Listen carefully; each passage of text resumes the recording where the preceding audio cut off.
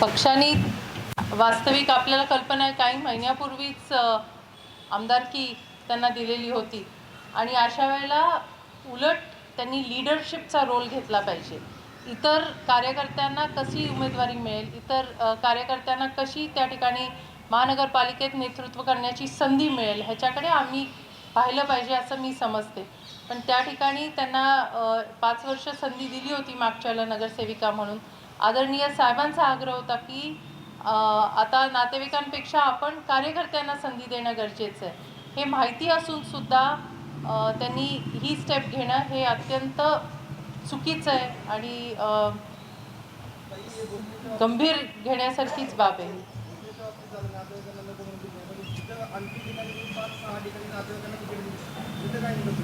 त्यांचे कोणी आमदार नाही आहेत, पण आमदार कोणी नाही ना. आणि तुम्ही लक्षात घ्या, जी तिकीटं दिली आहेत ना काही काही फॅमिलीजमध्ये, ती अशी आहेत की समजा पठारे, राईट, गलांडे, वडगाव शेरी ही एरिया पूर्वी पुणे महानगरपालिकेच्या हद्दीत नव्हती आणि त्या एरियामध्ये ह्या मंडळींची, ह्या फॅमिलीजची मोठमोठ्या जमिनी होत्या आणि त्या ठिकाणी त्यांचे फॅमिलीजसुद्धा मोठे. तुम्ही तिकडे गेलात तर 200, 500 काय 600, 1000सुद्धा लोक असतील, तर त्याच्यामध्ये निश्चितच तुम्हाला सापडतील की उमेदवार सक्षम जे समाजात काम करणारे आहेत असे निश्चित सापडतील जास्त. त्यामुळे हे मी नाही सांगू शकत, हे आमचे पक्षश्रेष्ठी सांगू शकतील. हे गंभीर बाब आहे ही आणि ह्याच्यावर पक्षश्रेष्ठी डिसिजन घेऊ शकतील. निश्चितपणे गंभीर दखल घेतलेली आहे आणि त्या पद्धतीने आदरणीय दादासुद्धा आमचा मला वाटतं 2-3 दिवसातच प्रचाराचा नारळ फुटेल त्यावेळेला स्वतः दादा त्याच्यावर भाष्य करतील. कशाबद्दल? त्यांना समजून सांगितलं होतं की पवार साहेबांनी सांगितलंय की त्या ठिकाणी आपण कार्यकर्त्याला संधी देण्याची गरज आहे आणि म्हणून आत्ताच तुम्हाला आमदारकी दिली आहे आणि म्हणून कार्यकर्त्याला संधी द्यावी. तर ह्या पद्धतीने त्यांना सांगितलं होतं. त्यांची जी रिॲक्शन होती ती आम्हाला कोणालाच पटणारी नव्हती. पक्षाने ज्यावेळेला तुम्हाला संधी दिलेली आमदारकीची त्यावेळेला तुम्ही खूप समजूतदारपणाने भूमिका घेणं हे अपेक्षित होतं, परंतु ते न करता ह्या पद्धतीची स्टेप घेणं हे मला वाटतं चुकीचं आहे आणि त्यांना भरभरून पक्षाने दिलेलं आहे हे असतानासुद्धा ह्या पद्धतीची स्टेप घेणं हे अत्यंत गैर आहे. असं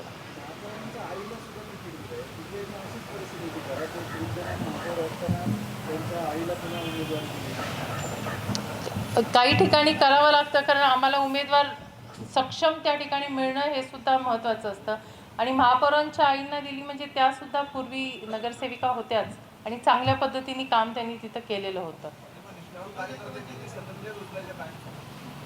हे सगळीकडेच झालेलं आहे. अनफॉर्च्युनेट आहे की पॉलिटिकल पार्टीजमध्ये तत्व, प्रिन्सिपल्स हे काही लोक सोडायला लागलेली आहेत, सत्तेने हापापलेली लोक आहेत. हे अनफॉर्च्युनेट.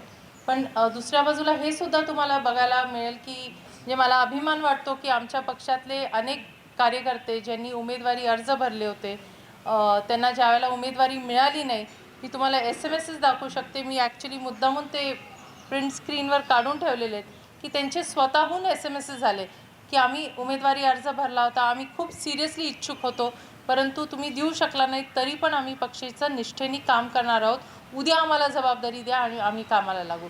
तर अशा ह्या सगळ्या कार्यकर्त्यांचं तुमच्या माध्यमातून मी मनापासून अभिनंदन करते. हे असे निष्ठावंत कार्यकर्ते राष्ट्रवादी काँग्रेस पक्षात आहे, म्हणूनच पक्ष चांगल्या पद्धतीने काम करू शकतो पुणे शहरात आणि ऑपोनंट्सला लढा देऊ शकतो. त्यामुळे असे सुद्धा अनेक कार्यकर्ते, 1-2 असे असतात, त्यांना धडा निश्चित कधी ना कधी मिळत असतो आणि तो मिळेल.